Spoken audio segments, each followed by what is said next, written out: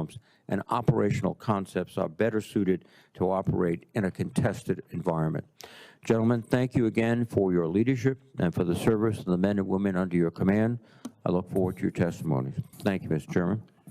Thank you, Senator Reed, and also thank you for giving them a preview of the questions you're going to ask. Who'd like to go first? General Grynkewich, would you like to go first? You are recognized for your opening statement. Chairman Wicker and Ranking Member Reed and distinguished members of the committee, it's an honor to be here today representing the men and women of European Command, and I'm also grateful to have Command Sergeant Major T.J. Holland, our Command Senior Enlisted Leader, joining me today. It is also a privilege to be here with my good friend, General Randall Reed. Throughout my career, I've seen firsthand the extraordinary capability U.S. Transportation Command delivers across our joint force. I'd like to begin by thanking this committee and Congress for your steadfast support to the warfighters and missions of U.S. European Command. The United States faces a complex and evolving global security environment. Growing cooperation between Russia, North Korea, Iran, and the People's Republic of China has increased military risk across multiple theaters and domains. In Europe, North Korean troops and materiel, Iranian drone technology, and Chinese economic support enable Moscow to sustain its war in Ukraine.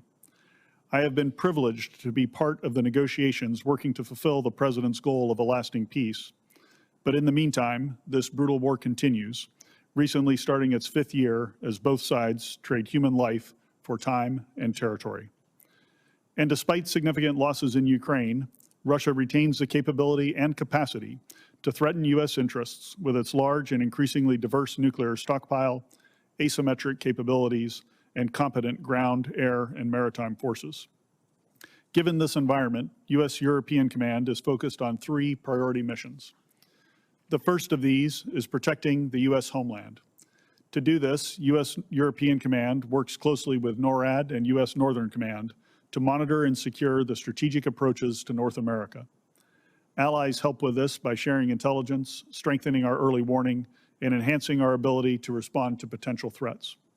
In the North Atlantic and in the Arctic, they help us monitor Russian and Chinese activity, including subs and long-range bomber patrols. Together, we ensure these capabilities are unable to threaten the U.S. or our interests in this hemisphere. Our second mission is to serve as a platform for projecting U.S. combat power, both in and beyond Europe. Our forces, bases, and infrastructure take advantage of the continent's strategic geography and allow the United States to rapidly move forces, sustain operations, and provide the President with diverse military options across multiple theaters. In the past year alone, U.S. European Command increased pressure on the Shadow Fleet with the seizure of MV Bella, enabled strikes against Iranian nuclear facilities during Midnight Hammer, and facilitated strikes on ISIS-affiliated terror groups in Africa. This mission continues today with support to Operation Epic Fury in Iran. Our third mission area is positioning the NATO alliance to deter and defend. Given the possibility of simultaneous conflict in multiple theaters, a strong NATO allows the United States to redirect focus while still protecting our European interests. This requires allies to step up, and they're doing just that. Allies are increasing defense spending and building their readiness to assume primary responsibility for the conventional defense of Europe. This shift requires continued investment in a robust and resilient defense industrial base that can deliver the required military capabilities at scale. As the character of war continues to evolve, U.S. European Command is working directly with NATO allies, industry, and the joint force to capture the lessons of contemporary conflicts. We're committed to ensuring NATO remains the most capable military alliance in history and to protecting our interests at home and abroad. Chairman Wicker and Ranking Member Reed and distinguished members of this committee, thank you for your unwavering support to our warfighters and our mission. It's an honor to appear before you today, and I look forward to your questions. Thank you very much, General. General Reed, you're recognized. Chairman Wicker, Ranking Member Reed, distinguished members of the committee. Today, I am joined by my wonderful bride, Lynn, and our senior enlisted leader, Chief Master Sergeant Brian Krzelnik. Together, we represent the men, women, and families of United States Transportation Command. I am also privileged to serve and testify alongside my longtime friend, General Grynkewich. Thank you, Grinch, for your leadership. As the champions of global logistics, U.S. Transcom is a total force team of soldiers, sailors, airmen, Marines, Guardians, Coast Guardsmen, civilians, and merchant mariners. Your unwavering support of these experts and the missions they fulfill daily allows the warfighter to thrive. I must highlight our most unique experts, the Joint Enabling Capabilities Command. This subordinate command is your first responder in a global crisis, the Joint Forces 911. They rapidly deploy planners, communicators, and command and control specialists that activate a Joint Task Force headquarters and set the conditions for success. U.S. Transcom has 3 military service components. The Air Force's Air Mobility Command delivers rapid global airlift, air refueling, and aeromedical evacuation with speed and reach to provide immediate response. The Navy's Military Sealift Command delivers the mass of our combat power through the decisive strength of sealift sustainment. The Army Transportation Command is the critical link deploying the joint force from our forts to our strategic seaports, connecting the homeland to the global fight and operating critical ports worldwide. Completing the U.S. Transcom team is our 4th component, our commercial partners. Commercial airlines, trucking companies, rail operators, and ocean shipping companies move our service members and cargo anywhere, anytime. These industry leaders and partners offer expertise, capacity, and networks required for mission success. U.S. Transcom is the heart of a larger team, the Global Joint Deployment and Distribution Enterprise, or the JDDE. Together, the military, commercial industry, allies, and partners form a network with a single mission: to deliver power and presence at the time and place of our choosing. We know the strategic environment continues to transform. Our competitors train to contest our every move and turn logistics into a primary battle space. We acknowledge the challenge. This is precisely why we exist. U.S. Transcom specializes in winning the fight to get to the fight. Therefore, there should be no surprise that our priority remains keeping power projection as the joint force's decisive strategic advantage. First, we champion the American warfighter starting here in our homeland. The journey to the fight begins not on the battlefield, but on the nation's highways, railways, and commercial seaports. Your interest in securing and modernizing this fort-to-port network is a direct investment in the ability to project power. The resilience of this civilian infrastructure, the bedrock of the domestic supply chain, allows Transcom forces to deploy and win. Second, your continued partnership helps forge the future of maritime dominance. By recapitalizing strategic sealift, America will deliver overwhelming combat power to any shore for the next 50 years. We must continue this vital work and champion the mariners who form the backbone of our fleet and underwrite our national security. We support the maritime policies including Maritime Security Program, Tanker Security Program, Cable Security Program, the Jones Act, and cargo preference laws. Together, these programs secure U.S. flag vessels and the merchant mariners necessary to move sensitive defense material in emergency. Third, your support guarantees our air mobility fleet remains a dominant projection force, the ultimate display of American resolve. Through our global reach, we unleash the power of presence, reassuring allies and deterring adversaries. Continued modernization and recapitalization secures this advantage for the next generation of warfighters. Finally, we are transforming all mobility operation platforms into a survivable, connected node within the warfighting network as tankers and cargo planes link to battle space awareness. They become the eyes and ears of our commanders as they drive toward mission success.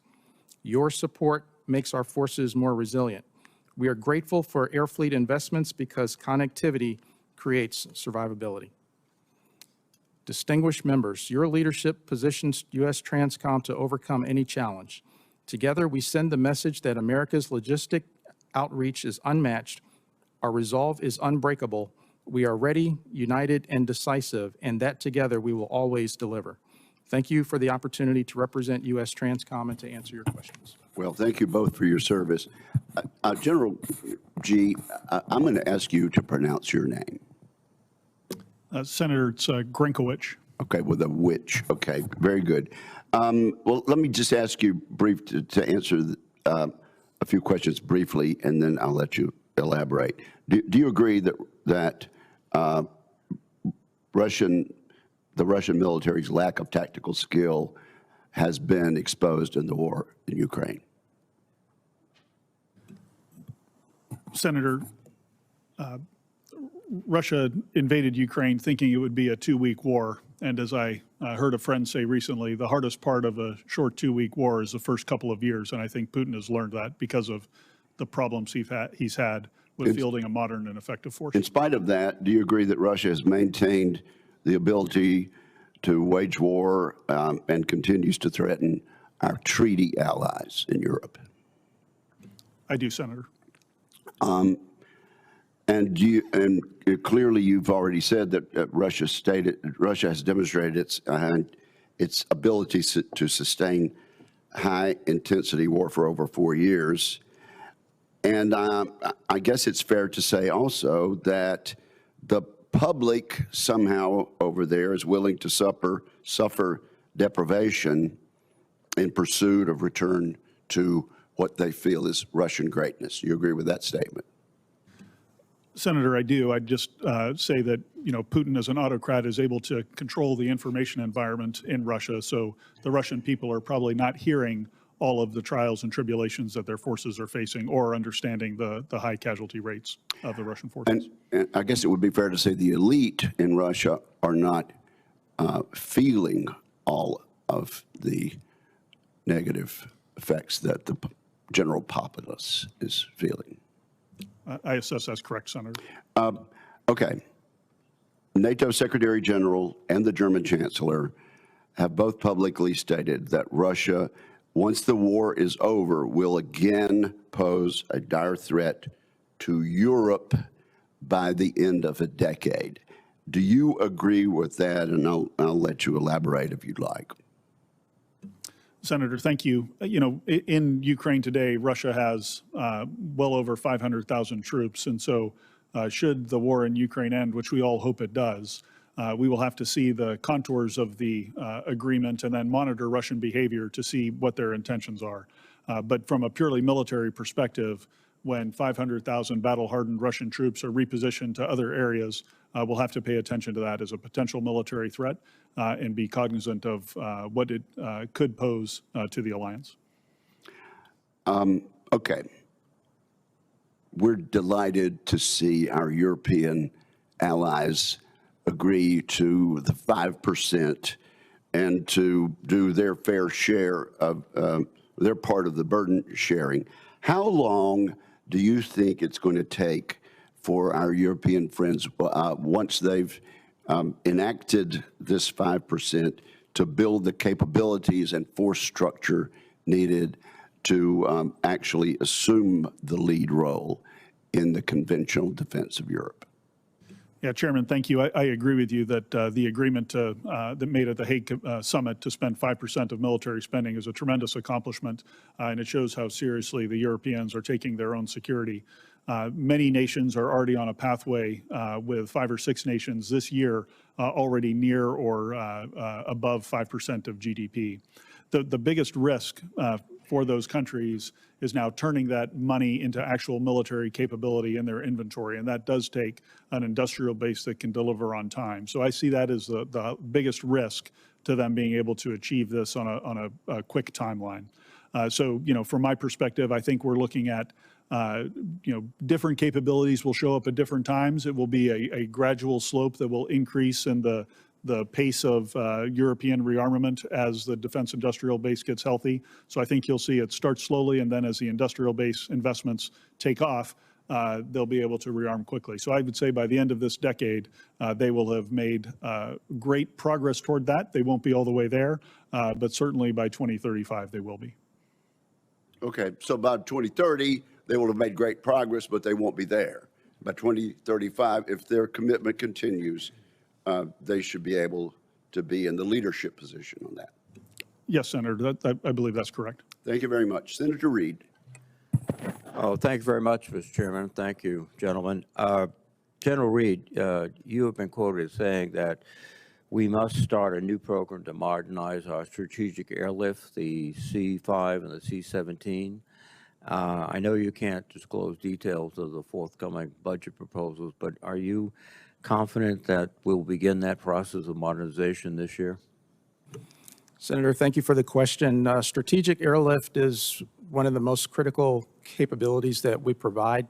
It's what we call the immediate force when our nation needs to respond right away. That's how we get the force quickly projected out of the country and to the point of need.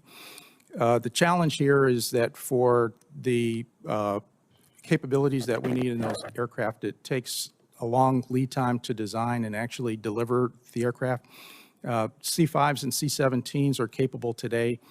Thank you for the investment for the upkeep, but the time has passed now to start on the development of the next platform. In that platform, not only will it have to be able to do the things of the C-5 and the C-17 today, but we're also going to make sure that we have secure communications, that the platform will have the awareness of the space around it for the crews to be aware of what's going on around them. And at the same time, it needs to be as survivable as we can create. Thank you. Thank you. General Grynkewich, one of the unexpected beneficiaries of our operations in Iran has been Russia. The price of gas has increased dramatically, which benefits their economy at a point where their economy was suffering after multiple years of warfare. We've in fact lifted sanctions on the delivery of their oil with India and other countries. We are now in a position where we must send missiles, particularly Patriot, to the Gulf area to replenish our supplies rather than to provide them to Ukrainians. This all seems to be a situation where Putin is benefiting dramatically.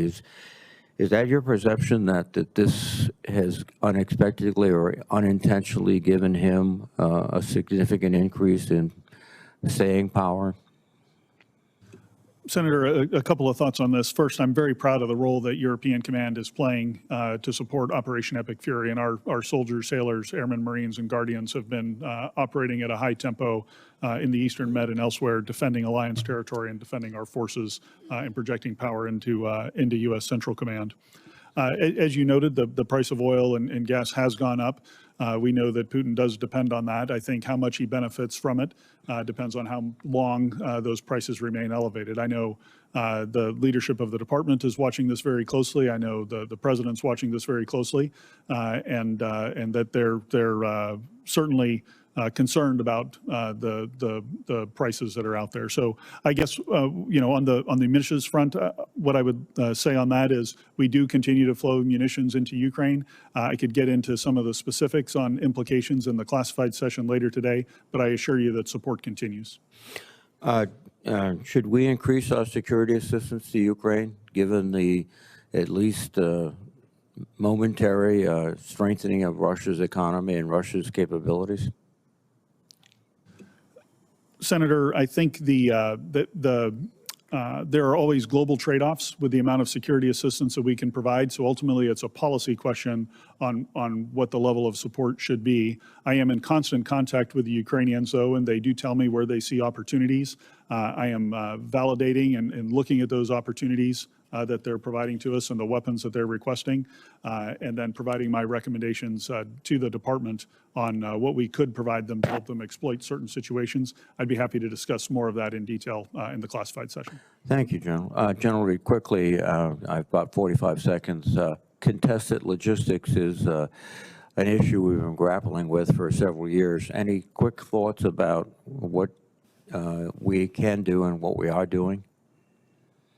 Senator, thank you very much. We continue to pursue changes in how we operate, both any opportunity in current operations, exercises, and experimentation as well. Thank you very much. Thank you, Mr. Chairman. Senator Fisher, you're recognized. Thank you, Mr. Chairman. Thank you both for being here today and for your service to our country.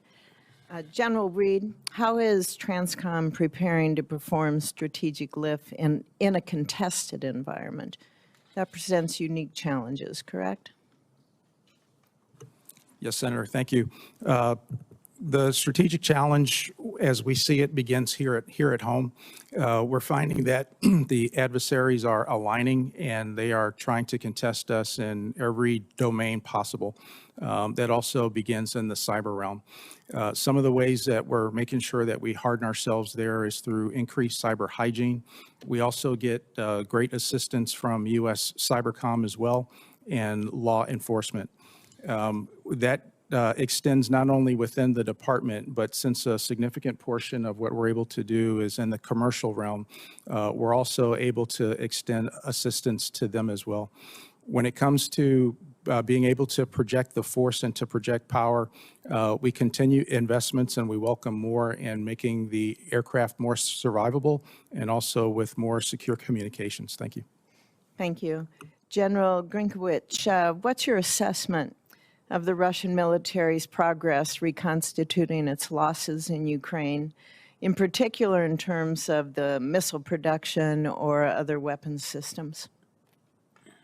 Senator, the Russian war economy is in high gear, if you will. So in terms of missile production and UAV production, my assessment is that they have the capacity resident in their defense industrial base to continue with high levels of production.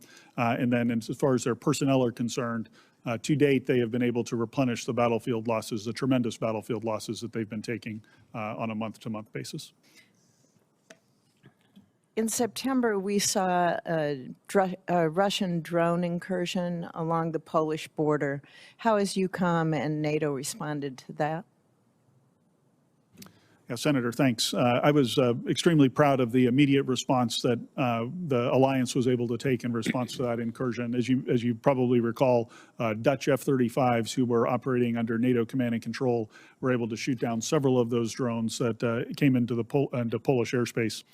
Since then, the alliance has established Eastern Sentry, a vigilance activity that stitches together a number of disparate air and missile defense capabilities across the eastern flank of the alliance to thicken the lines for defense. And now we are also in the progress of rewriting our standing defense plan for integrated air and missile defense across the alliance. First time this has been done in decades, and should be done by the summit this summer. So you feel pretty positive about Eastern Sentry? Senator, I do, and I would just... How it's working now, but in the future as well. Yeah, I do, Senator, and I would cite as evidence of the alliance's ability to defend a couple of ballistic missiles that were launched by Iran toward Turkey, and the successful engagement of those ballistic missiles to neutralize that threat. General, can you tell us in this setting what your views are and what you anticipate seeing in the future in cooperation between Russia and China? Yeah, Senator, I can talk a little bit about it here and, of course, elaborate in the classified session. But, you know, what we see is two primary means of support that the Chinese provide to the Russians. One is assisting them with evading sanctions and thereby helping their economy.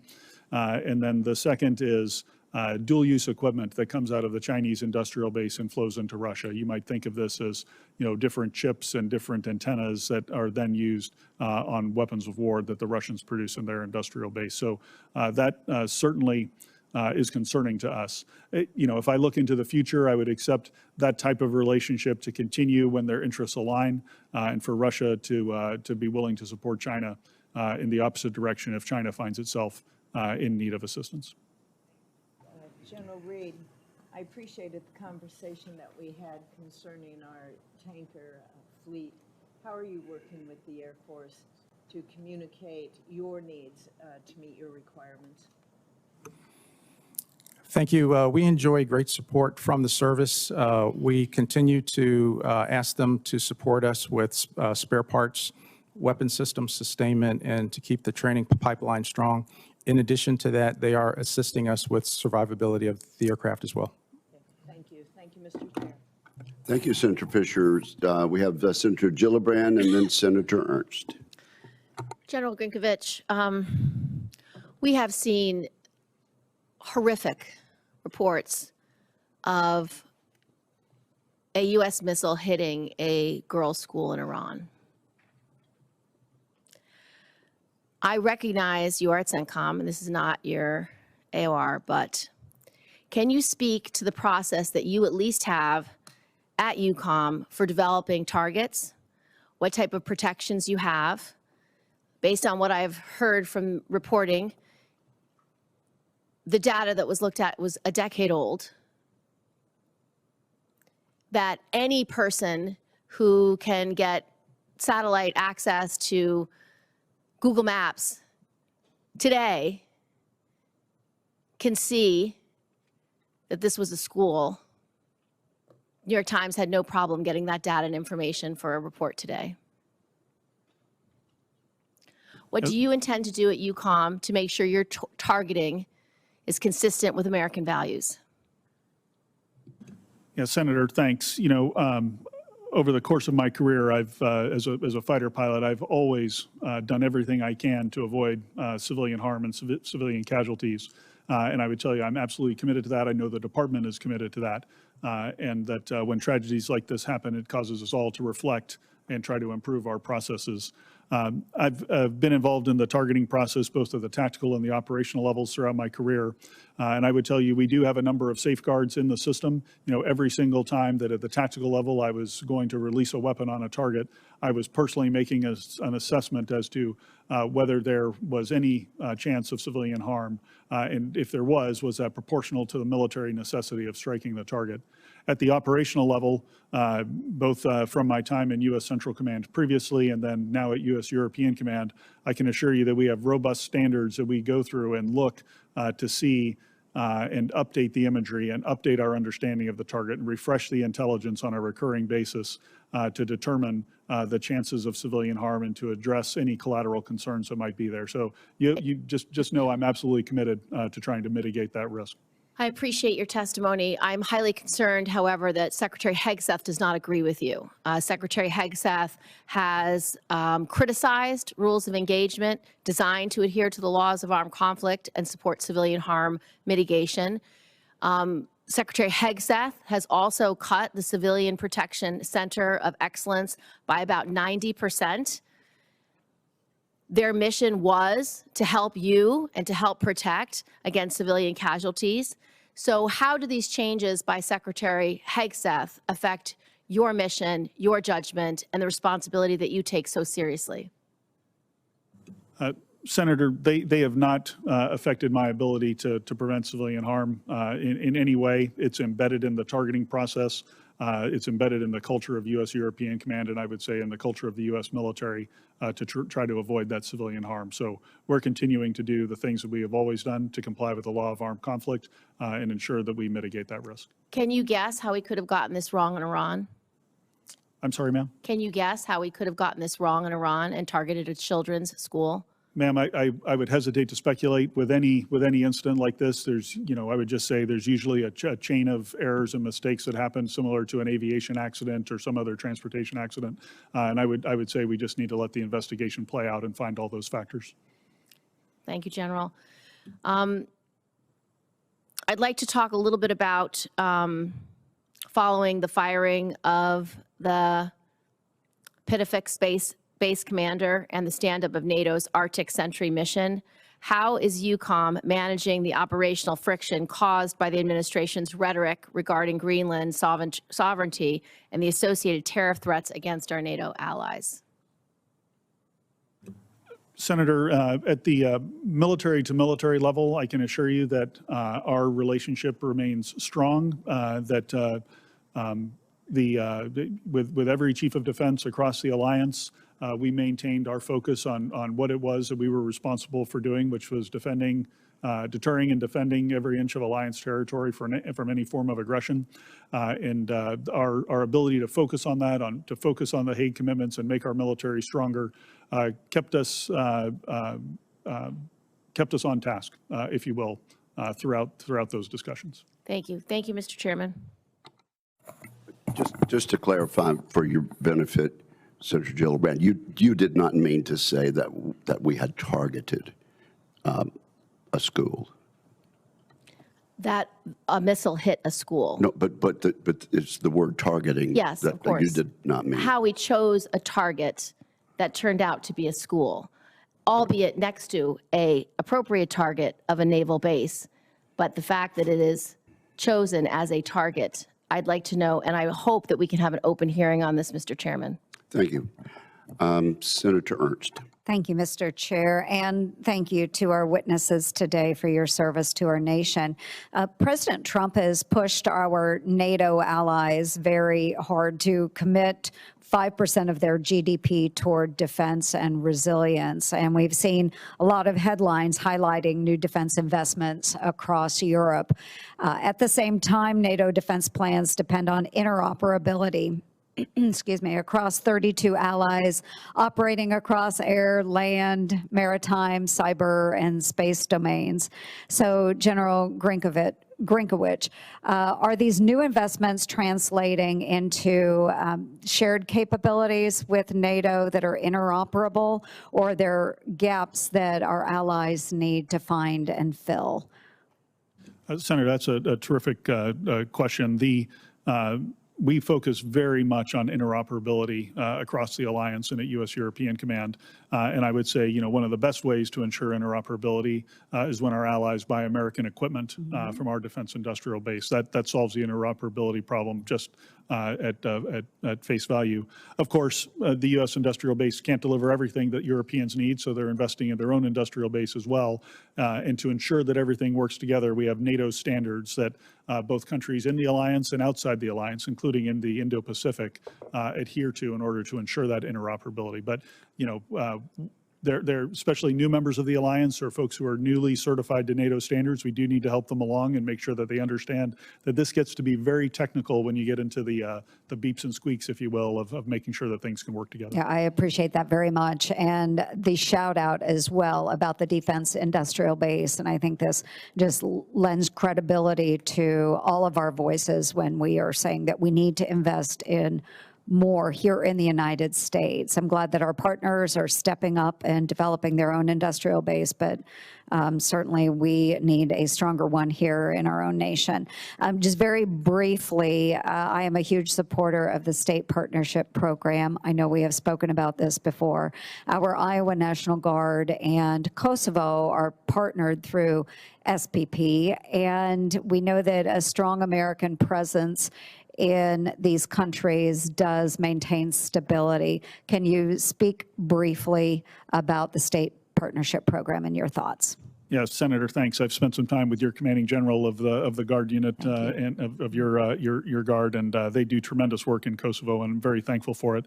Writ large, you know, the SPP builds deep and lasting relationships. Some of our state partners have been in the program for 30 years or more, and over the course of those 30 years, as exercises happen on both sides of the Atlantic, it just builds a bond you can't replace. Yes, thank you so much. I'm in full agreement.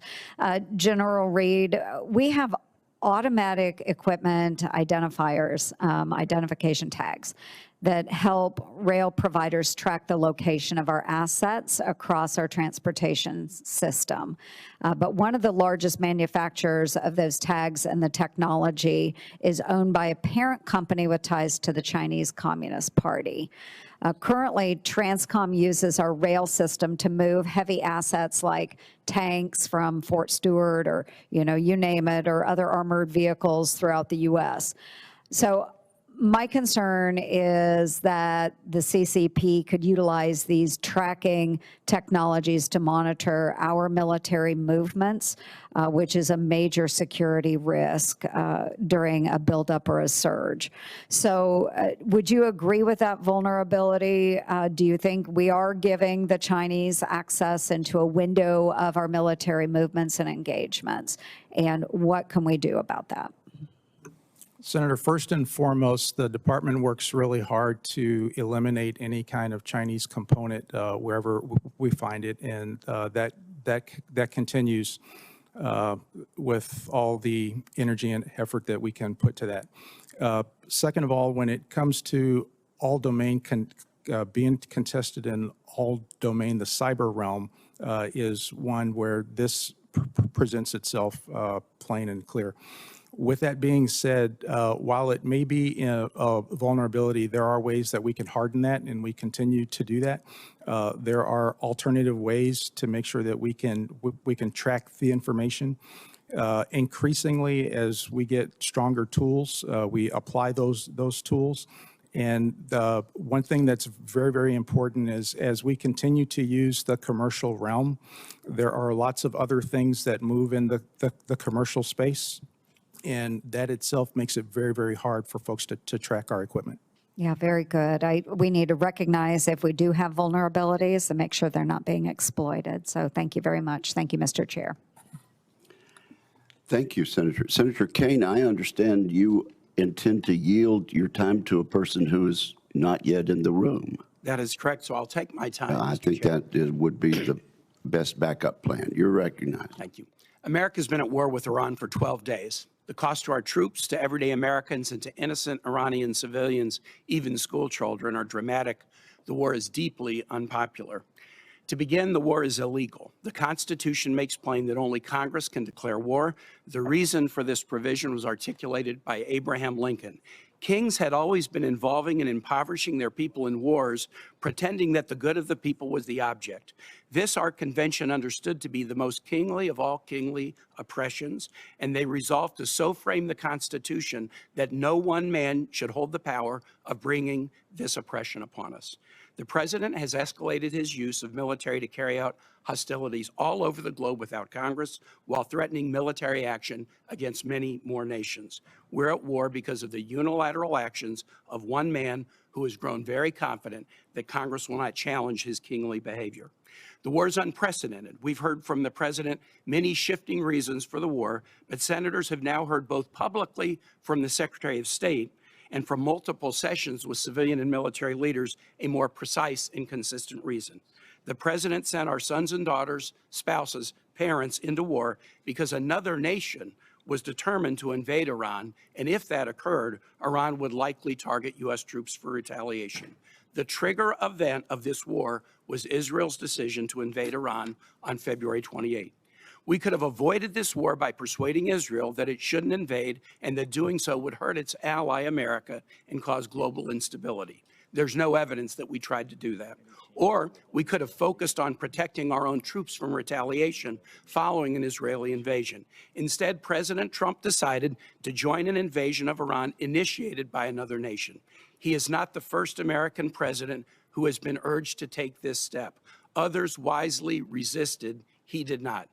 The war is unnecessary. Iran and America were allies during and after World War II until America engineered the toppling of Iran's democratically elected government in 1953.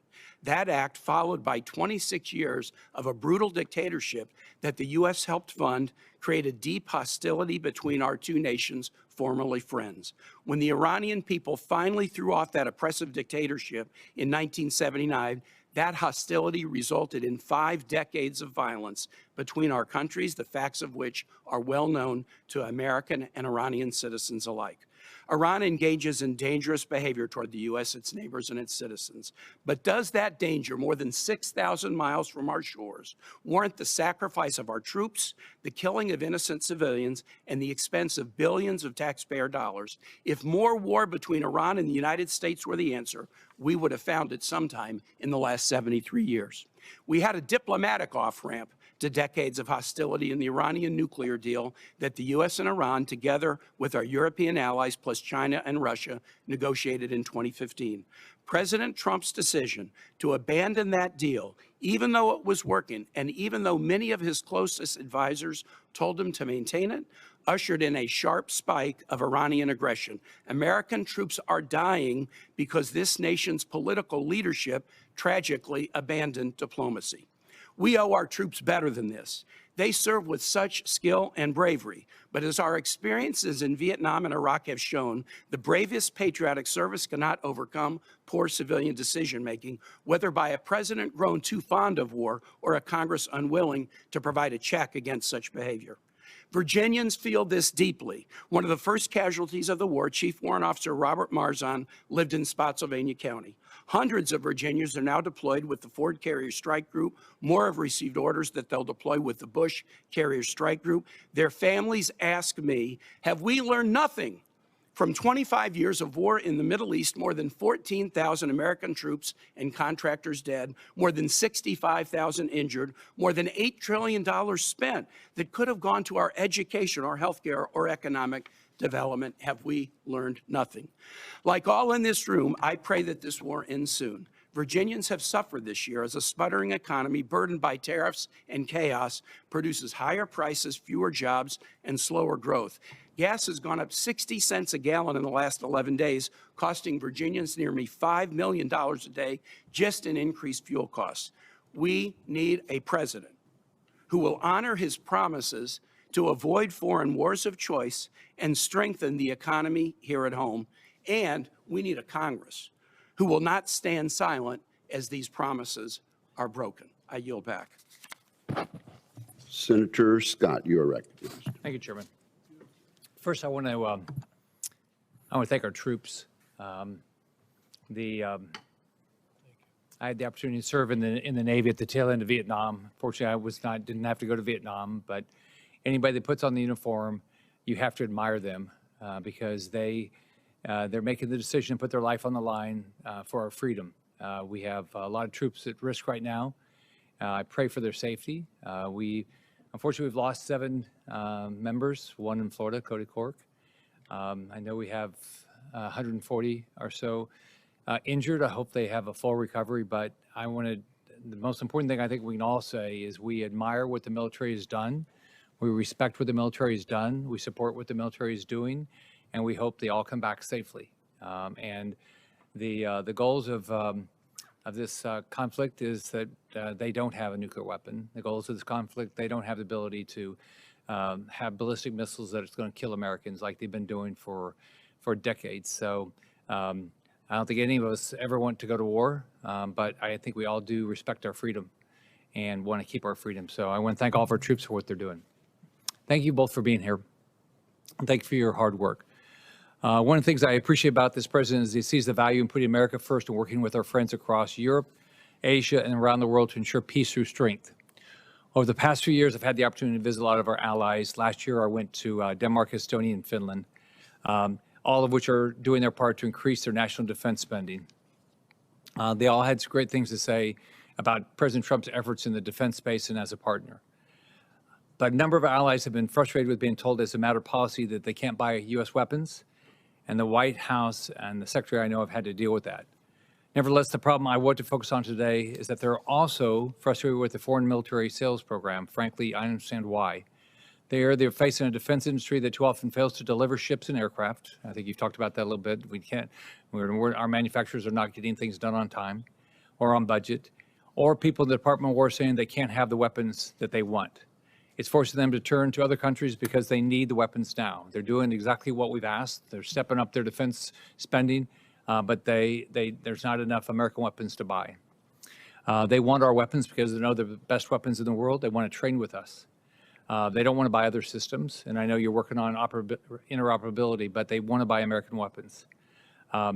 What's unfortunate is the President and Secretary have made clear why it's good for our allies to buy American-made ships, aircraft, and weapons. It creates good-paying jobs in America, allows our allies to fight their own fights and do it with the best weaponry in the world. And when I've gone over, I've said the most important thing is you got to defend yourself. We'll be a partner, but we're not going to be your first line of defense. So, General Grynkewich, is it good for our allies to buy American-made planes, ships, and weapons and to train with us? And how does this impact our relationship with our allies, and does it make all our military a better fighting force? Yes, Senator, I encourage our allies to buy American equipment as often as possible. We do make the best equipment in the world. It's the highest end kit in so many different areas, and it does enhance interoperability when they do so. Fortunately, there is action that's being taken here with the America First arms export strategy that the department is working on at the direction of the president, which will move several things out of the very frustrating FMS process that you described, rightly so. I've heard that from allies time and time again, in moving things into direct commercial sales, which will speed the pace at which they can acquire. And then I'd also say that the work that Secretary Feinberg, our deputy, is doing to supercharge the defense industrial base is going to have a big payoff here and help allies get equipment quicker than they would without those actions. When General Cavalli testified before Congress, he told us the current force posture was 5 brigade combat teams and 2 division headquarters. He said it was his advice to maintain that force posture. Is that the force posture the same today? Senator, we have one infantry brigade combat team returned home at the end of last year. So that's the only adjustment that's been made. Okay. Well, first of all, I just want to finish by thanking you for what you're doing. I pray all of our troops come home safely. Thank you. Thank you, Senator Scott. Senator Kelly. Thank you, Mr. Chairman. General Reed, everything happening in Iran and the Middle East right now highlights how critical the maritime domain is, not just for our ability to sustain military operations, but for the global economy. I want to drill into this a little bit with you. So first, on March 2nd, while docked at the port in Bahrain, the U.S. flagged tanker Stena Imperative was struck by projectiles that caused a fire on board. Are you familiar with this, General? I'm aware, Senator. Yeah. Thankfully, the crew is safe. One shipyard worker was killed. That vessel's part of MARAD's tanker security program. Is that correct? That's correct. And how many tankers are enrolled in that program? Sir, the program is fully subscribed at this point, and it's upwards of 60. Upwards of 60. Excuse me, if you're talking about the tanker security program. Yes. Yes, we currently have 10 that are funded. Okay, 10 that are funded. This ship, Stena Imperative, was one of those. It's now damaged. So obviously not a large fleet, 10 ships. So when even just one of these vessels is damaged or unavailable, it can have an outsized impact. Is that correct? That's correct. So in your opening statement, you highlighted the importance of the commercial maritime industry to Transcom's strategic sea lift capability during a crisis. And I agree with that. But what we're seeing in the Middle East also demonstrates that we need to do more to support the commercial industry we rely on. So let me ask a practical question here. So since Transcom relies on commercial vessels that require insurance, what happens when no one is willing to insure ships that are operating in a conflict zone?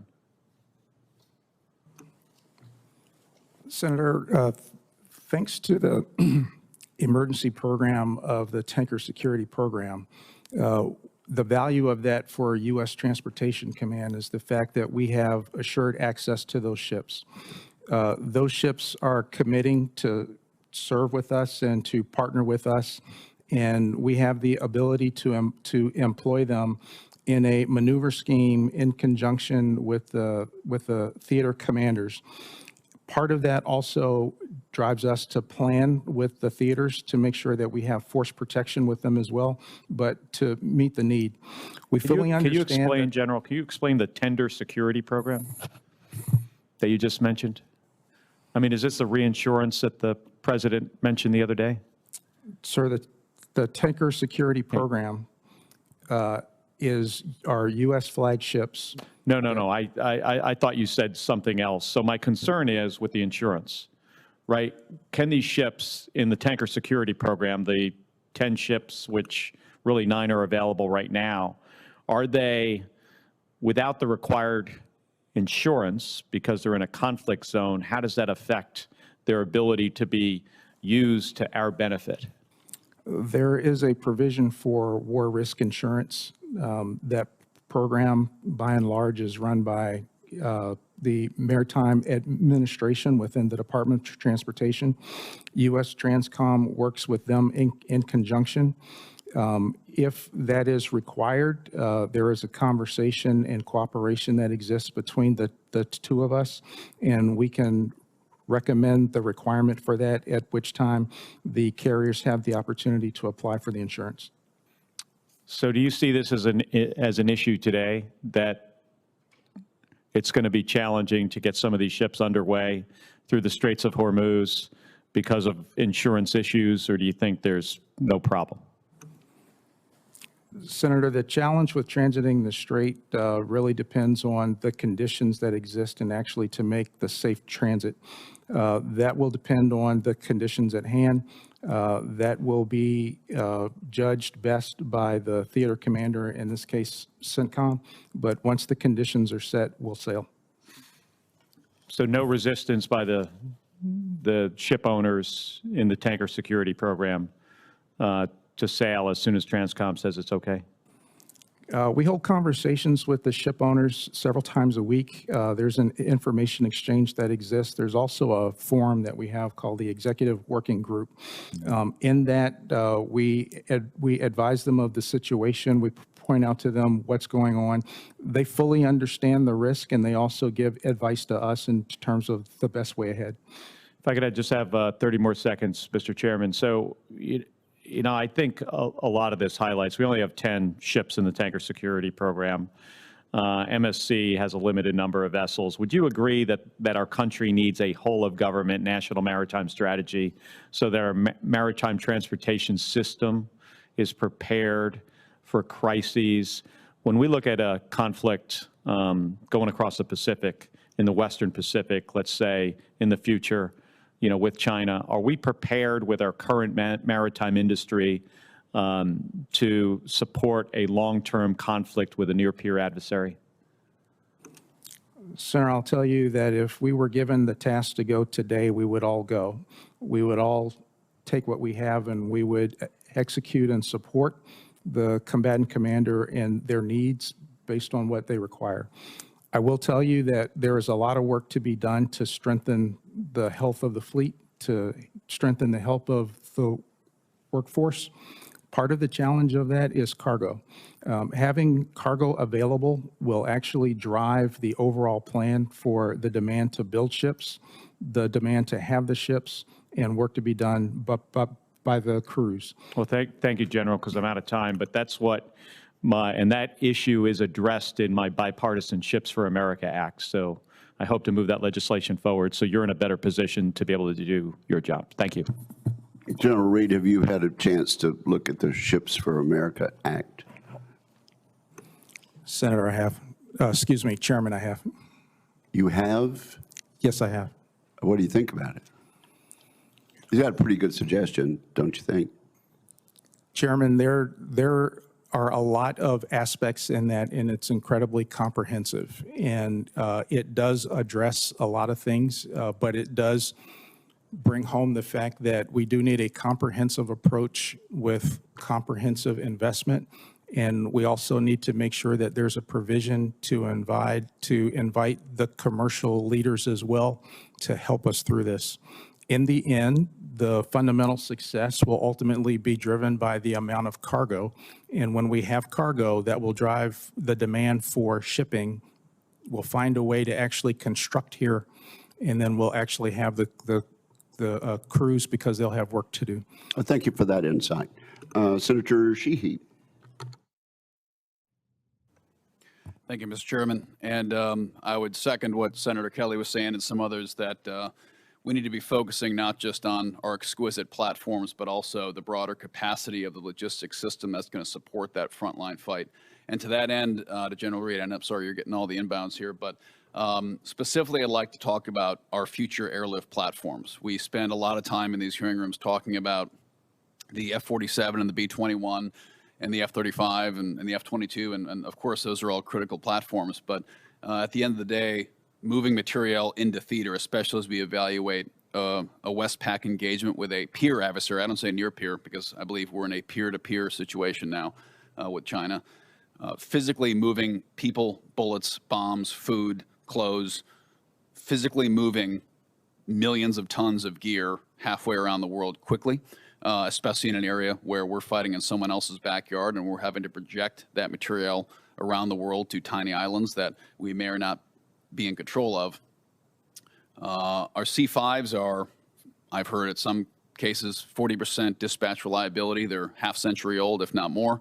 Our C-17s, as incredible platform as they are also aging. And as far as I know, we don't currently have a follow-on long-range heavy-lift logistics aircraft. that's been decided on, awarded, and certainly not in production, but it isn't quite even in decided conceptual stages. And when we look at how challenging a KC-46 program has been to roll out, to replace, I still hear that the last KC-135 pilot hasn't been born yet, and that's probably true. And the KC-46 rollout has been very problematic. So I think we need to have a very serious, focused effort. This committee does, but also at the general officer level of focusing on bringing that next generation heavy airlift platform into reality. And whether that's restart on the C-17 with some great upgrades, or whether that's reimagining a new platform, whatever we do, we got to do it quick. So I'd like your thoughts on that, please. And I understand you're not the procurement command for this. I realize you're the customer of this platform, but I think part of the defense acquisition paradigm we're trying to change at this committee is making sure the customer is closer to the actual specification process for the platforms, because we've given the power to the PEOs and the contract officers, and the most powerful voice in any acquisition process should be the actual end user customer. So you and your captains and majors flying these planes and driving these ships should be the ones driving the requirements, not bureaucrats somewhere else. So if you could talk to us about next gen airlift and where you think it needs to go, I'd appreciate that. Thank you. Our primary job at Transcom is to set the conditions to move. Within the headquarters, excuse me.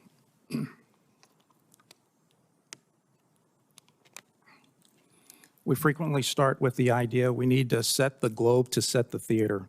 What that means is we have aircraft that are operating around the world each day along with sea lift, but when a crisis arises, there's the need to make the shift. Once we do that, every aircraft that we have available that already originates in the region, we employ them directly. All the aircraft that we have here in the United States, we generate that, and then we build the network to connect the two. Our C-17s and our C-5s are the most capable things in the world right now to make that bridge to get the force out of the United States. That's incredibly key because greater than 85% of the joint force still resides here. And so when they're needed abroad, those are the aircraft that we use to start that move. The challenge that we have predominantly with our competitor is that they are actively developing weapon systems to threaten our aircraft. And so not only do we need new aircraft to get us into the future, we also need the aircraft that are more survivable. So in dealing with the Air Force, we are working with them on the requirements to meet that, but also to track the development of the threats as they emerge from our competitors. One, I'd also encourage us to explore all alternatives, expanding and having a wider guarantee for our contract-operated cargo carriers. Not best for contested environments, but at least they can get tonnage forward. And then exploring things like amphibious aircraft or even submarines that can provide logistical support. Subs have typically been reserved for exquisite tactical missions, as they should. But when we're going to be operating in a Westpac, first, second island chain contested environment, literally moving logistics under the water where we still have dominance. So thanks for your time today. I yield back, sir. Thank you, Senator Sheehy. We have Senator King and then Senator Hirono. Thank you, Mr. Chairman. There's been a lot of confusion about the war and the effects, the causes, why we did it, why we didn't, what our strategy is. But one thing has emerged just in the last few days. There is a clear winner in this war. The clear winner is Vladimir Putin and Russia. Estimates released a few hours ago are that Russia has reaped $6 billion of benefit from this war since it began just 2 weeks ago. That's about $400 million a day from the increase in oil prices and the easing of sanctions, which is somewhat puzzling to me. So I just think the record should show that the real winner so far is Vladimir Putin to the tune of $6 billion in 2 weeks. General Reed, can you give me a percentage, if we had a serious need for transport, what percentage of the transport on the sea and in the air would be commercial carriers who are under contract to Transcom? Senator, day to day in competition, about 40% of what we fly around the skies is commercial. When we transition to crisis or conflict, we make a conscious decision on where we actually employ the commercial aircraft. Even as we're supporting operations in CENTCOM today, the commercial airlines are supporting us in high volume in places outside the theater. So in a conflict situation, that 40% would go up, I presume. If it's required, yes. In the case of Sealift, once the Ready Reserve Force makes the initial surge, commercial really plays in for sustainment, and greater than 90% of all the sustainment is done by the commercial fleet. Okay, that's what worries me. You have controlled, and I'm sure pay great attention to cyber possibilities. But we're talking about hundreds, if not thousands, of commercial carriers who may or may not be as secure in terms of cyber as you are. My question is, what steps do we take to ensure that this, you said 90% on the ships, 40, 50, 60% in the air are commercial carriers, to ensure that they are protected from a cyber attack? Because if we're in a serious conflict with a significant adversary, the first thing that's going to happen is a major cyber attack to attempt to blind us and disable our transportation system. Do you red team, for example, the commercial carriers to determine the extent of their cyber vulnerability? Senator, we do, and there's a lot of cooperation in that realm. We operate mainly through two different channels. So within the Department of War, when we organize and plan, that is done on secure systems, and we have a lot of help to make sure that we can protect ourselves. I understand that. What I'm worried about is Delta Airlines security if they're called upon to be transporting troops, and the extent to which they can be penetrated, their systems, not yours, but theirs. Yes, Senator. Once that planning is complete, we do have some secure channels with the commercial transportation providers. And also we red team and we cooperate and provide help with them for cyber hygiene.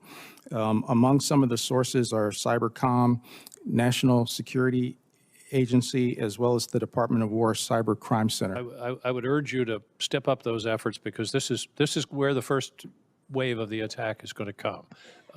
General Grynkewich, to what extent are the Russians, and there's been some discussion about this, probing in Eastern Europe and doing asymmetric warfare in the Baltics, for example, in Poland, disinformation, cyber attacks, even drone incursions? What are the Russians up to? Are they building troops up along their western border? Yes, Senator, right now we see a fairly robust amount of what we call Russian hybrid activities or asymmetric activities. And you mentioned some of those, whether it's information operations or sabotage and those types of things. There have been several incidences in the Baltics and in Poland in particular over the last several months since I've been in command.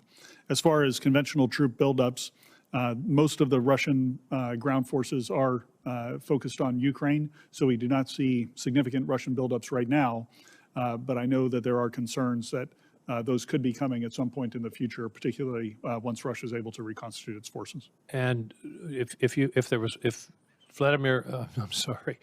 President Zelensky was here, what would be the one thing he would tell us that he needed right now?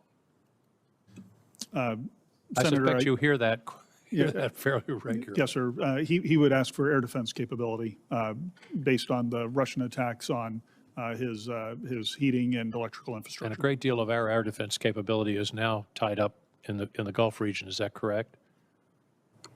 Senator, yeah, we do have a robust set of air defense capabilities in the Middle East, and I've used some of our EUCOM air defense capabilities to defend some of our NATO allies as well. In the Middle East? Near the Middle East, if you will, in the Eastern Mediterranean. Okay, so air defense capabilities have been moved toward the Middle East as a result of this conflict. That's correct. Yes, sir. Thank you. Absolutely. Thank you, Mr. Chairman. Senator Cotton. Thank you, gentlemen. Thank you for your appearance today, and more importantly, for your service. General Grynkewich, it's well known that Iran has supplied Russia with hundreds, maybe thousands of one-way attack drones since the start of the Ukraine conflict.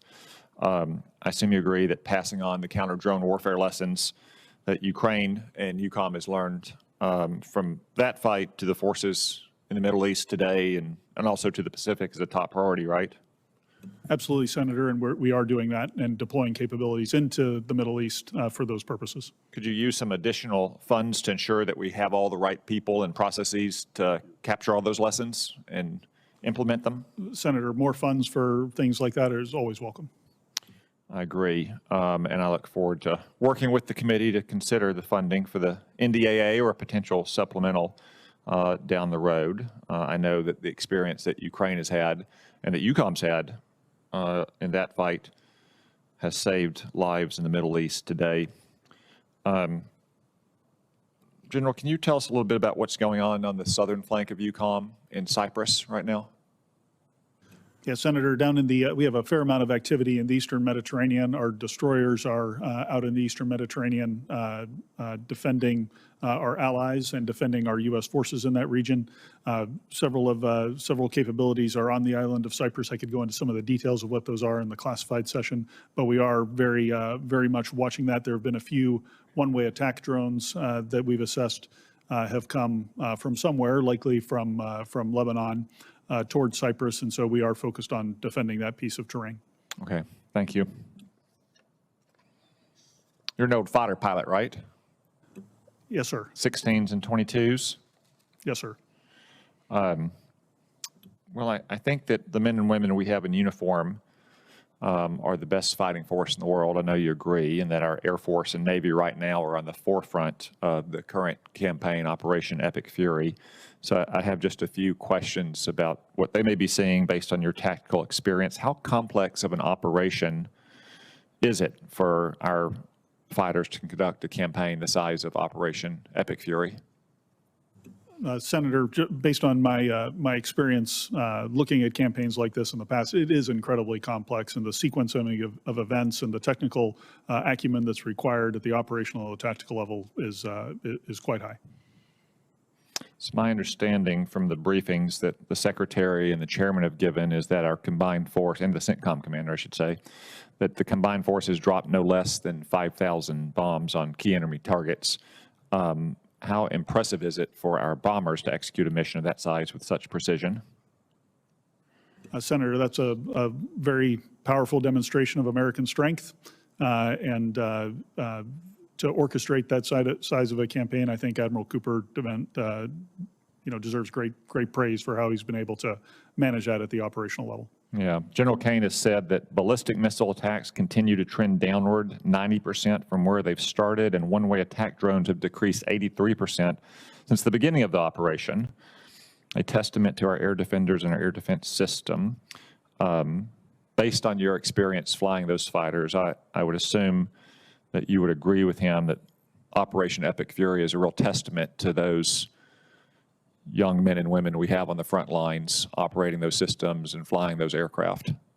Senator, I would, and I'll just take the opportunity to say it's always better to get the archer than the arrows, and so the offensive counter-air aspect of this that is being prosecuted in U.S. Central Command is as impressive as the defensive side of things. Okay.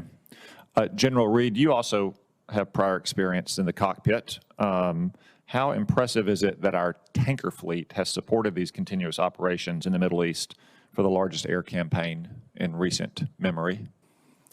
The tanker fleet has been very impressive to get the forces across the ocean and to get them into CENTCOM. I'm also very grateful to my friend here who's also been able to help with the portion of his fleet. But the fact that we were able to get our forces in place to get defense set and to go on the offensive is quite impressive. Do you think there's any other force in the world that has the tanker and mobility aircraft to sustain an operation like Epic Fury?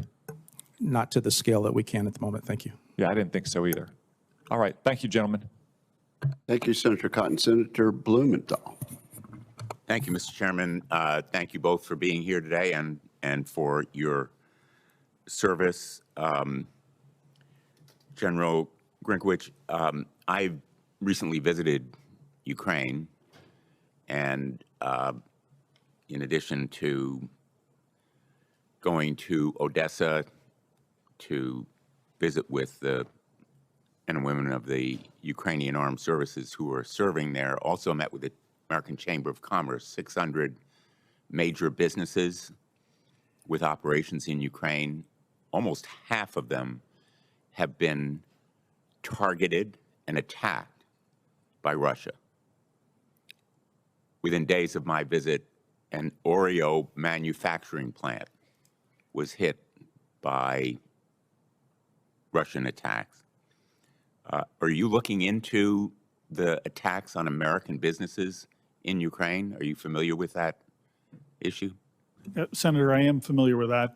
This is mostly managed through the U.S. Embassy in Kyiv, who takes those reports and sends them back through State Department channels. But our defense attaché office is also aware of them and reports them to me. Are you taking action to protect those businesses?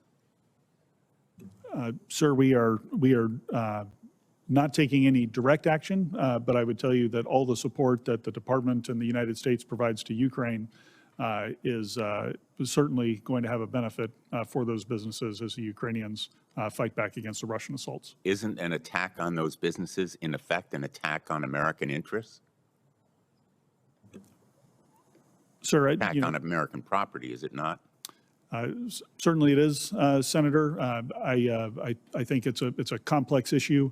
From a policy perspective, the approach that we've taken is to try to help the Ukrainians to defend things that are within their country as best as possible. And so that's where we're focused in EUCOM. Wouldn't you recommend that we take a more aggressive posture vis-a-vis Russia when it's attacking our businesses purposefully? These are not mistakes. Close to 300 American businesses have been damaged significantly as a result of these attacks targeting them by Russia. Yeah, Senator, it's certainly a tragedy that Russia targeting is indiscriminate. It's indiscriminate against American businesses. It's indiscriminate against other targets across Ukraine. As we think about how do we best enable the Ukrainians to fight back against the Russians, all of this goes into our calculus. Well, I respectfully disagree with your use of the word indiscriminate. It is very discriminating. They are purposely targeting hospitals. I saw a hospital specifically destroyed in large part. They are targeting electric generation facilities, which I also saw, and they are targeting American businesses, discriminating in a very purposeful way. Let me move on. I'll give you a little extra time. Do you agree with that, General Grynkewich? He's pretty much correct. Yeah, Senator, I do agree. So when I use the word indiscriminate, I'm applying to the moral lens, perhaps, that they're looking at this through, and that they aren't discriminating in the way that we would under the law of armed conflict as to what the targets are. Yeah, I think you and the Senator actually agree on that. You can resume your time, Senator. Thank you, Mr. Chairman, and I think your questions were helpful, and I appreciate the distinction that you're drawing, General. EUCOM is the global integrator for all defense matters relating to Russia. So I'm presuming you know about Russia's role in the war with Ukraine. I know you've been asked a bit about it so far. I am assuming the public reports are correct and that Russia is aiding Ukraine. Can you tell us more about requests from aiding Iran? Can you tell us more about the requests from Iran to Russia for assistance and how Russia has responded? Senator, I'm certainly aware of all the public reporting on this. I can go into specifics on your question in the classified session, but I would just echo what Secretary Hegseth has said recently, that if Russia is doing this, they would be wise to reconsider providing any assistance to the Iranians during Epic Fury. You believe that we should respond aggressively to that kind of assistance that's putting our men and women in greater harm's way? Senator, anytime anyone puts American service members in harm's way in any manner whatsoever, I believe we should respond robustly. Why haven't we done it? Senator, I am confident that we are responding robustly to anyone who is assisting the Iranians with targeting U.S. forces. Perhaps you can tell us more in a classified setting? Yes, sir. I'd be happy to elaborate. Thank you. Thank you very much, Senator Budd. Thank you, Chairman. General Grynkewich, it's good to see you. Thanks for the meeting yesterday, very informative. You know, much of the discussion of the Russia-Ukraine wars, it's focused just on those two countries. But I want to talk about other nations that are assisting the Russians, if you will. Talk about North Korea's role in this conflict and the threat that they pose, and also about the Iranian contribution today and even prior to Operation Epic Fury. Yep, Senator, you bet. One of the things that we watch very closely is how some of our competitors around the globe will work with each other when they share interests, and we've certainly seen that with the North Koreans and the Iranians and the Russians. In the North Korean case, as you know, it's been widely reported, there's a number of North Korean troops that have been deployed to the border with Ukraine and have made up some substantial combat power shortfalls that the Russians have had and supplemented them. There's also a number of reports of North Korean individuals now going to work in the Russian industrial base to generate some of the ballistic missiles and UAVs that they're building based on the labor shortages that the Russians have within their industrial base. Of course, that industrial base got started because of the Iranian sharing of technology of their Shahed drones and sharing the blueprints and teaching the Russians how to build them and how to build them at scale. And that's one of the main threats facing the Ukrainians today. Are the Russians short on people and essentially bringing in labor from North Korea? That's my assessment, Senator. Okay. General Reed, thanks also for being here. I appreciate what you've done at Transcom and just a heroic effort leading up to Epic Fury. Talk about some of the numbers, if you will, some of the success stories so far, and then where are the gaps where Congress can assist? Thank you, Senator. Some of the success is the ability to generate the aircraft to actually get on the move. And so I'm grateful to the Congress for the sustained funding for weapon system sustainment and spares. Because of that, we're able to keep pace, and we've been doing that extremely well, so thank you for that. Other success stories is the fact that we've been able to establish a network for air medical evacuation in order to bring home the wounded and to also get them to a higher level of care. Thank you. What concerns does Transcom have regarding Chinese and Russian naval deployments and commercial investments in ports across the globe? For the Russian deployments, we monitor those. We maintain an awareness of where they're going and make assessments in terms of what capabilities they may be seeking. When it comes to the Chinese fleet deployments, we do the exact same, but we also go one step further to track their footprint, infrastructure, and what types of things that they put in place, mainly in seaports. So we keep a very close eye on their electronic systems, cranes, and that type of thing. We work with port authorities to make sure that we know where those are, and then we operate in ways to circumvent that. So at this point, General Reed, are those adversaries, are they limiting your ability at Transcom to enable logistics around the globe? Currently, they are not. We plan for that. Thank you. General Grynkewich, how is our air domain awareness in the Russia-Ukraine conflict throughout EUCOM? Senator, we have a robust set of agreements with allies and partners that we stitch together a very comprehensive air picture. Certainly, it's not perfect, but I'm very confident that we're on the right path to make it better. But we do have very good awareness, particularly in and around Ukraine. I'm concerned about the uncertainty around the purchase of the E-7 Wedgetail. That's affecting our NATO partners who also canceled E-7 orders last November. What's your thoughts on this platform in terms of current and future EUCOM needs? Yeah, Senator, I've seen the capabilities of the E-7 in action in previous jobs, particularly for low radar cross-section platforms, things like the UASs. It's an incredibly capable platform for detecting those. They've had canceled orders, though. Any concern there?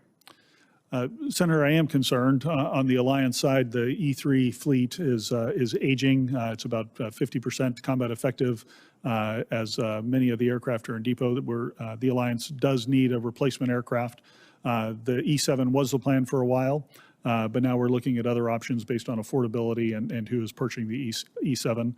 Depending on where the United States goes, considering the E7 in the future, it may be back on the table or it may not, but we're looking at it closely. Thank you. Senator Slotkin is next. Someone who was at the Pentagon and at the CIA, it's hard to miss, I think, two important trends that are happening in this war in the Middle East that are connected, I think, to what you all do. One is just, I feel like the conversation on drones has come home to roost. You know, the Pentagon over many administrations, Democrat and Republican, has had this unbelievably glacially slow process of acquisition.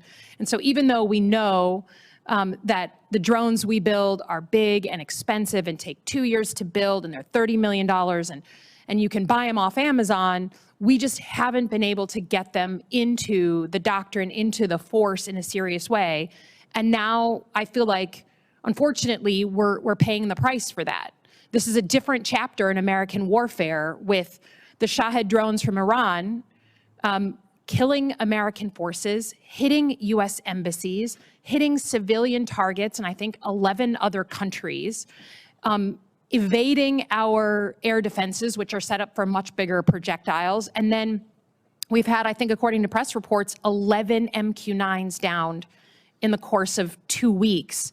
The Iranians are figuring out how to bleed us with money and with time, to the point where we now have Ukrainian advisors coming from Ukraine to train us, right? Because they're the experts. And I just, it's not for either of you two to respond to, but I just feel like, you know, we need to understand that warfare has fundamentally changed. And if Iran is able to hold us at bay and continue that power projection, you know, we keep hearing that the reason why, or one of the reasons why we went to this war is because of Iran's power projection. They're now holding the Persian Gulf at bay. We can't move ships through it. And they're able to use low-cost drones, $20,000 to $50,000 each, to kill U.S. forces. So I hope this is in a moment of inflection for the Pentagon, for all of us, that unless we understand how to more quickly get our acquisition system to be responsive, we're going to continue to lose our soldiers. And I hope that's a major lesson that we're all learning. The second one is the role of Russia and China in supporting Iran. And I know we can't talk about it in an open setting, but there's press reports that the Russians are helping target U.S. ships and aircraft. And I just hope we can all be on the same page. And certainly in Europe, you understand the threat of Russia, that if Russia is helping to kill U.S. forces, we have crossed a Rubicon. We are in another moment, and that we have to take decisive action on that. And instead, we're giving them breaks on oil. They're making a ton of money. And all the weapons and all the systems that we need for this war are what we would have otherwise given Ukraine to defend themselves. So I just hope we're all on the same page on this committee on a bipartisan basis, that the situation with drones in this war and the situation with Russia in helping to potentially kill American forces and target our weapons and our systems, our ships, they are new. And we need to adjust to that new reality. Can you just tell me in my last minute here, General Grynkewich, I'm concerned that we're going to lose a lot of capabilities out of Europe, and then this administration's never going to put them back in. Can you talk about the importance of capability in Europe? Yes, Senator, thanks. I think having capability in Europe ultimately provides options for this administration or any administration in the event of a conflict. And, you know, I would highlight that in my opening statement, I talked about one of the missions of U.S. European Command is to serve as a power projection platform. And so it is having capabilities in Europe, munitions in Europe that allow us to help U.S. Africa Command to target terrorists in Africa, or to help U.S. Central Command as they execute Operation Epic Fury. And so, the distances are shorter, it's less expensive, and it's much easier to project power with our network of bases and allies. I would just say American power is still important, and deterrence is the best option, and the way we do that is with capabilities. If anyone thinks that Vladimir Putin is deterred when we leave Europe, I would love to sell them a bridge. Thanks very much. I yield back. Thank you, Senator Slotkin. Senator Banks. General Grynkewich, we hear a lot from Democrats often about how our European allies don't trust us, they don't like us, President Trump has pushed them away. But could you talk for a minute about what President Trump has taught us in Operation Epic Fury about how to bring our European allies on board? It seems like there's a lot of good news here of our European allies coming to the table to help us out. Yes, Senator, I would tell you that by and large, the vast majority of our European allies, especially at the military level, which is where I engage most often, have been extremely supportive. They've provided access, basing, and overflight that enables General Reed's operations to refuel aircraft coming from the United States, or the great amount of logistics that flow through Europe. It's really been incredible to see. There's certainly some discussions in the press about allies who did not move quick enough, or who did not provide the access that we wanted. But I would tell you that under the tip of that iceberg, there's much more support in Europe for the things that are ongoing in the Middle East right now. What do we make of it? What do we learn from that? Sir, I think that the relationships we have with our European allies matter. I think they admire what the U.S. military is able to do. I think many nations, of course, recognize, as several senators have mentioned, the threat that Iran has played over the years. I reflect on my time in Iraq during the defeat ISIS operations in 2019 to 2020, and our European allies were side by side with us. And the biggest threat to us was not actually ISIS; it was Iranian threat network, backed forces that were in Iraq attacking and killing U.S. and European forces. And so I think on the military level, many of us understand that threat and understand the menace that it poses. Can you give us a quick thumbnail on an update on NATO's strength and what we're seeing from our allies stepping up to the plate to do more? Yes, Senator, you bet. This coming year, we'll have 5 or 6 allies that will already be at or near the 5% Hague spending commitments. Many other allies, some of the biggest economies in Europe, like Germany, on a rapid pace to achieve 3 or 3.5% spending by the end of the decade.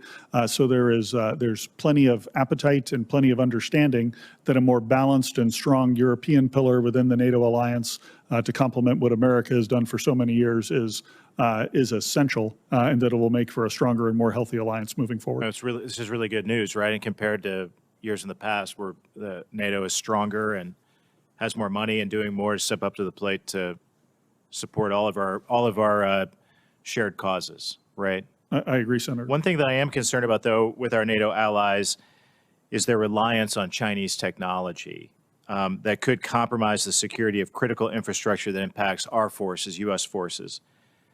Thanks to President Trump's leadership, NATO allies have committed to spending 5% of GDP, as you just discussed, on their security, including 1.5% on defense-related activities. If allies use part of this funding to rip and replace high-tech Chinese technology, how would that contribute to EUCOM's mission? Senator, we want Chinese technology out of anything related with the defense of the United States or Europe or across the alliance. And so we focus our efforts to help our allies identify where they have Chinese technology in their information networks, particularly their defense information networks. And then, there's Chinese technology and ownership across much of the infrastructure that folks like General Reed would rely on to flow forces either across or into the continent. So you're seeing progress on this front? Do all of our NATO allies share our concern about Chinese technology? Sir, they do.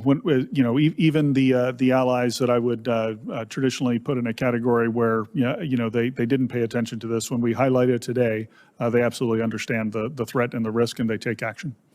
And would it likewise be helpful if our allies removed China from satellite ground stations in the Arctic? Absolutely, Senator. Okay, that's all I have. Thank you. I yield back. Thank you. Senator Duckworth. Thank you, Chairman. We're now in the second week of President Trump's illegal war against Iran with no end in sight. And I fear the longer that this war goes on, it will have lasting impacts on the readiness of our military to respond to crises and threats elsewhere.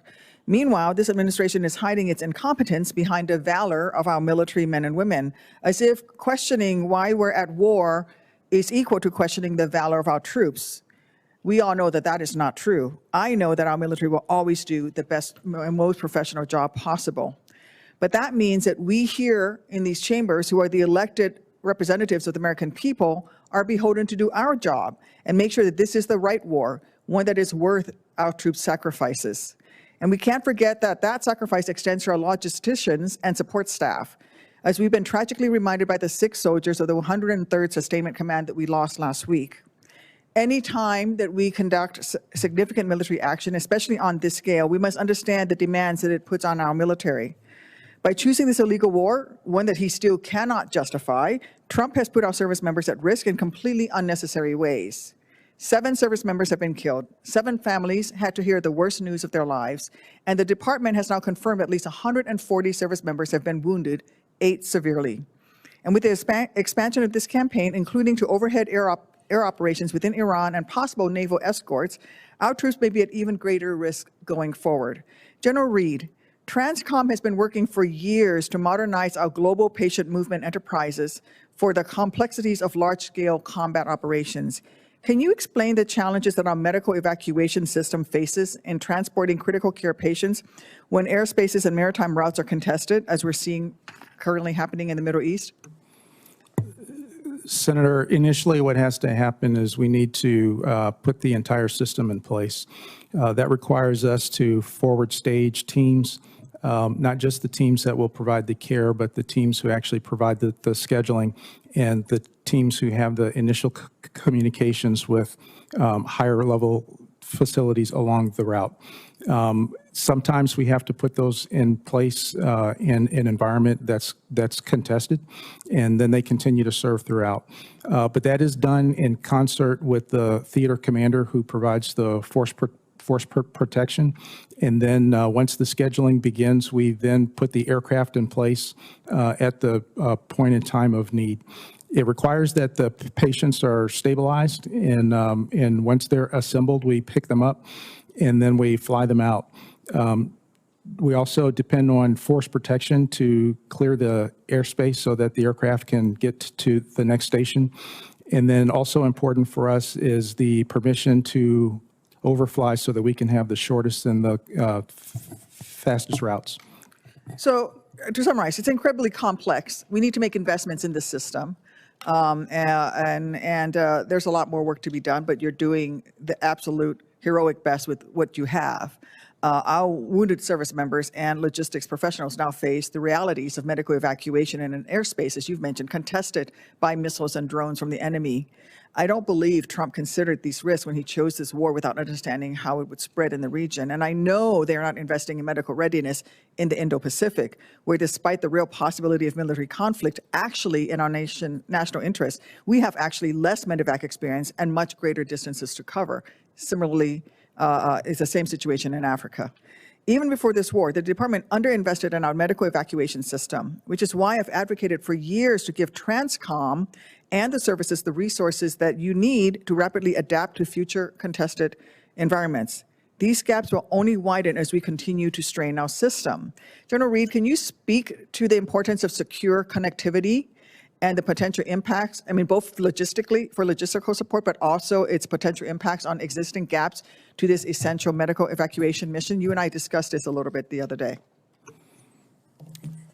Yes, Senator, what's important is making sure that we can pass the information on the status of each person that we attend to. Being able to make sure that that information gets established at the point, but also forwarded to the next station. That way we can have the proper physician with the proper care and proper equipment to tend to them. As we continue to press for more secure communications, then we will make sure that there is no drop in the care. Are you facing some challenges right now? We are facing challenges in terms of secure funding. Okay, thank you. This administration's inexcusable poor planning in the lead up to this war of choice has only exacerbated the toll in our logistics system. General Grynkewich, I would not ask you to speak to current operations, but in your experience, do you agree that coordinating with allies and partners before an operation is critical to ensuring that our air assets have the necessary logistical nodes for rest and refueling to reduce the strain on our aging aerial refueling tanker fleet? Senator, there's always a balance in terms of when you do the coordination, if you have the luxury of it based on operational security concerns to engage with allies and partners and secure access basing and overflight ahead of time, that is incredibly valuable, but there's a host of factors that may limit your ability to do that. Thank you, Senator Dugworth. Senator Warren. Thank you, Mr. Chairman. So on February 28th, Donald Trump launched his war against Iran. By March 1st, Iranian strikes had hit at least 6 surrounding countries. But all the Trump administration said to Americans in the region was, exercise caution.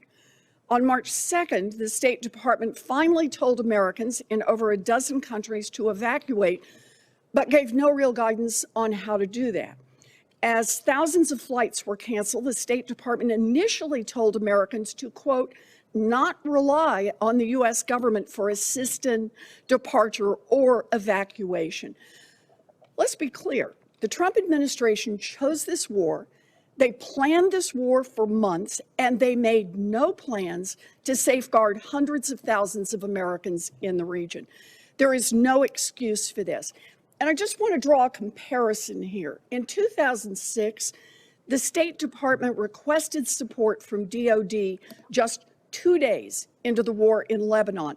Transcom arranged ships, commercial charter, and military flights for nearly 15,000 Americans. So, General Reed, let me ask you, if the Secretary of State and the Secretary of Defense asked Transcom for help to evacuate Americans, would you provide that support?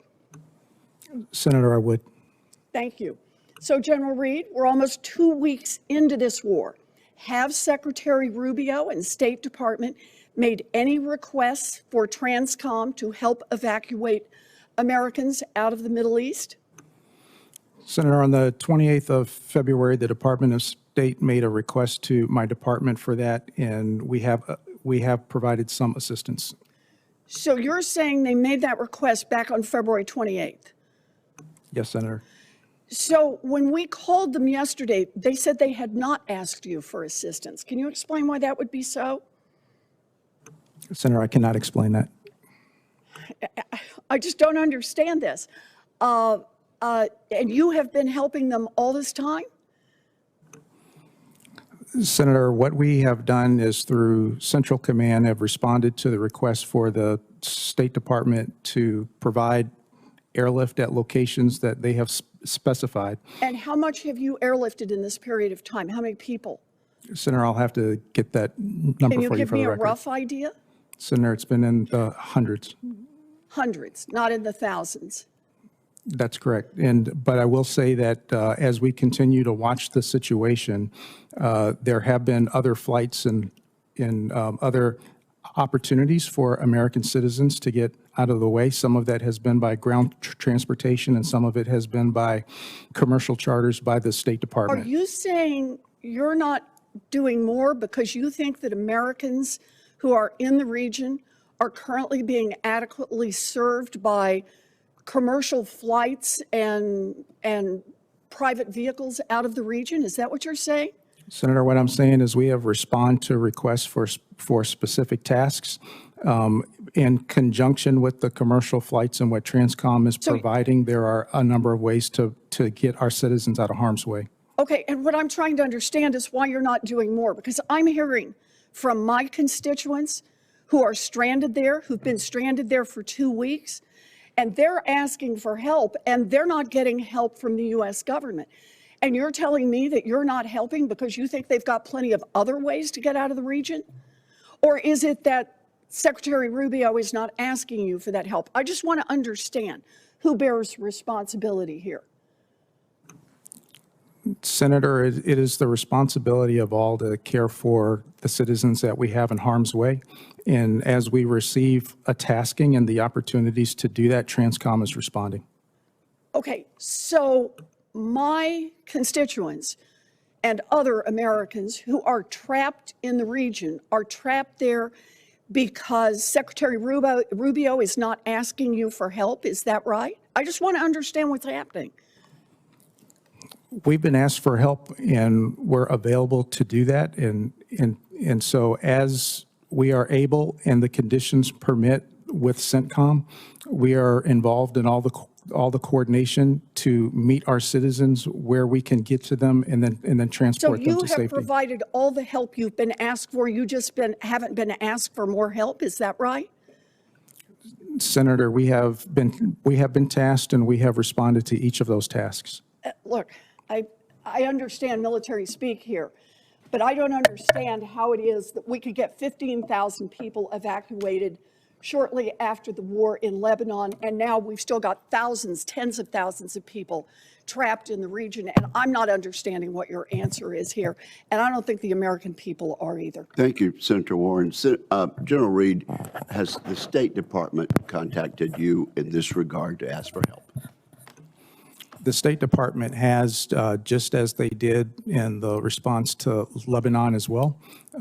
During that time, there were provisions to get people out by sea lift and charter. And so the amount of people who left with Transcom help as well as State Department charter. Thank you very much. Senator Peters. Thank you. Thank you, Mr. Chairman. General Reed, as you're fully aware, the Straits of Hormuz is a strategic choke point in the Middle East with nearly 1/5 of the global petroleum and 3.5 trillion cubic feet of liquefied natural gas annually transits the Straits. The Straits closure that we're seeing right now has left about 1,000 vessels stuck in the Persian Gulf. 2 tankers were set ablaze just this morning. And even before these attacks, the uncertainty have caused gas prices to skyrocket, oil trading up to $120 a barrel this weekend and still at elevated levels and likely to continue to go up. In fact, according to the International Energy Agency, the war has caused, and this is quote from them, the largest supply disruption in the history of the global oil market. That's a big statement, in the history of the global market. Additionally, 30% of the world's fertilizer supply passes through the Straits. This increases prices for American farmers as they're beginning planting season. This will mean food prices will also go up dramatically across the world. We have felt the impacts of the Straits closure here, surely in prices and many goods, but we also can't forget the impacts of our service members who rely on being resupplied. So a question for you, sir, is are you in talks with the CENTCOM commander, Admiral Cooper, on having actual plans to open up the Strait to commercial traffic and also to ease service member resupply in the region? And We are working with Admiral Cooper as he continues to prosecute the operations that he has. In the warfighting sense, we are doing all that we can to help him get after the targets that he needs to actually suppress the threats on the Straits. There is intense concentration to make sure that we can reduce that enough to get to a point where we can get through the Straits. When it comes to the sustainment for the forces, the Strait is not the only way that that we're restricted to in order to resupply force sustainment. We have alternatives for that, and we're currently executing that as we speak. General Reed, the Transcom provides basically the logistics backbone to support our forces in any conflict, including the war in Iran, as you were talking about. But this means not only moving troops into the region, but also ensuring they have food, fuel, and munitions. And we talked about this issue at length on an office call. And we talked about how Transcom relies heavily upon commercial partners to be able to augment your capacity to ensure the delivery of these key supplies. So my question for you is, how has your ability to deliver these critical supplies been impacted given the contested logistics environment we're in right now, where we have commercial ports, commercial fuel networks, and commercial partners that have been significantly disrupted as a result of the closure of the Straits of Hormuz? So we do acknowledge the disruptions, but this is exactly what we expect in a contested environment. When it comes to the commercial participation, they are able to deliver to points that are safe, and then we will transload, and then we take the responsibility from there. And so in this way, together we do and operate where we can, where we operate the best, and then we still get the warfighter the things that they need in their hands when they need it. So are you believe you're still able to rely on commercial partners for logistic capabilities, or does this mean we have to shift to more military options where we have greater control and greater security? We can absolutely rely on them. Very good. General Grynkewich, we have seen public reporting on the DoD withdrawing Patriot and THAAD missile defense systems from the Indo-Pacific. These are public reports and repositioning them into the Middle East. These moves, I know, have alarmed our allies, simultaneously weakening our regional deterrence and emboldening our adversaries, including China, as well as North Korea. Have you been asked to reposition any of your missile defense systems away from Europe in order to send them to the Middle East? No, sir, I have not. Very good. Thank you, Mr. Chairman. Thank you very much. Senator Rosen. Well, thank you, Chairman Wicker, Ranking Member Reed, for holding this hearing. Thank you, General Grynkewich and General Reed. We have two Reeds here today, right, for your service to our country. So I want to talk about support for Ukraine's critical infrastructure right now. So, General Grynkewich, you know Russia has engaged in a concerted campaign to attack Ukraine's civilian power infrastructure during what's been a brutally cold winter. Despite now entering spring, I'm incredibly concerned that Russia will continue to sustain attacks on Ukraine's civilian infrastructure. So I know you have thoughts on this based on our recent conversation in Munich. And so can you discuss your views on the threat posed by Russian attacks on Ukraine's infrastructure, and what kind of support has the U.S. government provided Ukraine to support its critical infrastructure? What more should we be doing in this space? Yes, Senator. As you alluded to, there were a number of attacks over the coldest winter in decades in Eastern Europe against the Ukrainian civilian infrastructure. This included their electrical grid. At times during this period, we saw down to just a couple of hours of electricity per day in Kyiv, as an example. And then attacks on the thermo heating plants as well. Cutting heat to large swaths of many of the cities across Ukraine. So, you know, what I would say is I think that these attacks were broadly intended to put pressure on the civilian population to then pressure the government of Ukraine to come to a agreement to end the war. And what I've observed over the course of studying air power in history is that anytime you attack a civilian population, you usually end up finding that it just hardens their resolve. We take this all the way back to the London Blitz in World War II. Right. The Brits just had a stiff upper lip and kept on fighting. And I think that's what we've seen in Ukraine as well.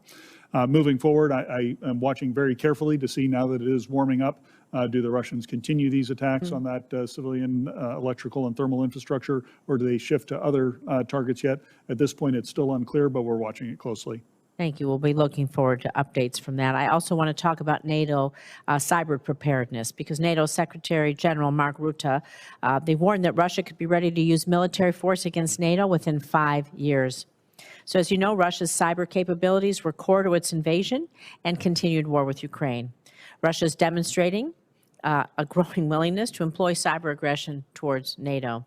I'm glad that NATO hosts an annual cyber exercise. Locked Shields, the world's largest multinational cyber defense exercise, has begun to strengthen its cyber capabilities by creating the Integrated Cyber Defense Center, but that's not going to be operational until 2028.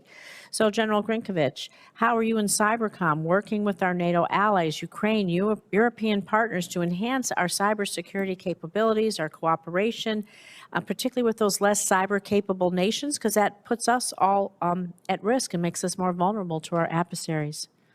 Yeah, Senator, that's a great question, and thanks for asking it. This is one of the areas where the Alliance and I are focused to try to understand how we can bring the cyber capabilities to bear that nations do have. And while there's some countries that don't have a lot of capability in cyber, there are some within the Alliance that do, and some that we wouldn't expect to But have. we're only as strong as our weakest link, right? That's true, ma'am, but in an alliance that's built on collective defense, we can help each other. If one country is strong in air defense and another country is strong in cyber, there's a natural synergy there where we can help each other to get stronger together. In the classified session, I'd be happy to give you some details on who the main players are, but we are working to modernize how we access those cyber effects and can use them in a potential conflict. Thank you. Well, I'm going to stick on this topic because over the past year, Russian aircraft and drones have flown into NATO airspace on multiple occasions. I don't believe these incursions were accidental.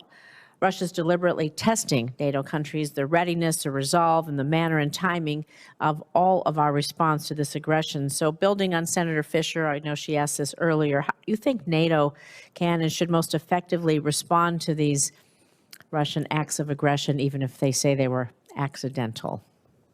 Yeah, Senator, I'm very proud of the initial responses I mentioned a little bit earlier, but I would also say that the stand-up of our Eastern Century vigilance activity across the alliance has resulted in a dramatic decrease in this activity. So it has had not just a preventive effect in terms of when drones are incurring into the airspace, being able to stop them, but it's also deterred the Russians from taking that kind of reckless behavior in the first place. So I think there's always work to be done here. It's not perfect. We continue to have limited incursions, but I think we're on the right path and making great progress.